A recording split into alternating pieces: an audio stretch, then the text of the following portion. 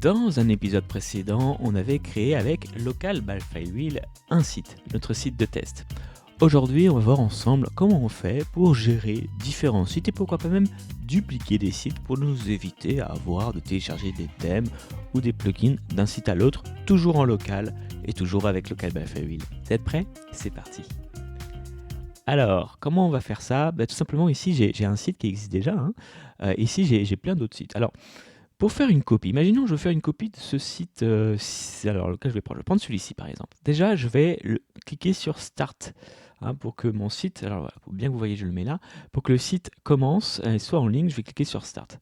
Et puis, je vais faire un clic droit ici sur le site qui du coup est actif et je vais demander à créer un blueprint. Blueprint, ça veut simplement dire un modèle. Donc là, il va me l'enregistrer en tant que modèle. Alors, il me dit que ce modèle est déjà pris, donc je vais mettre Elementor 2, voilà, parce que j'avais déjà créé un modèle, donc apparemment qu'il avait ce nom-là. Pas de souci. Donc là, il va me créer le modèle.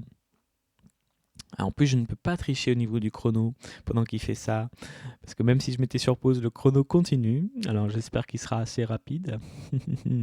Quoi qu'il en soit, une fois que c'est compressé, allez, je triche un petit peu, votre modèle va se retrouver en fait dans la liste. Alors, comment on fait pour y retrouver un modèle?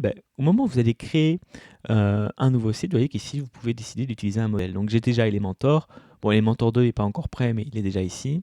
Et donc au moment où je vais créer mon site, j'ai plus qu'à en fait taper test 2 par exemple, en disant qu'il va utiliser cette fois-ci un nouveau modèle.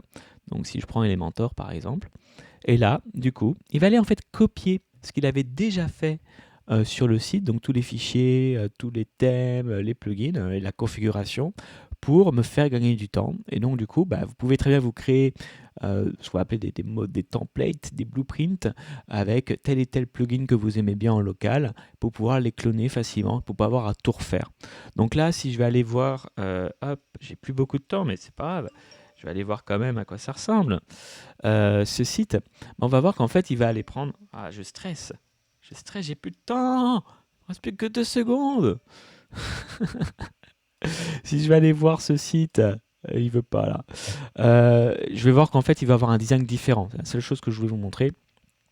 Donc, ça a bien pris en compte le fait que j'avais tout simplement un modèle et il l'a copié avec tous les fichiers, les plugins et les thèmes.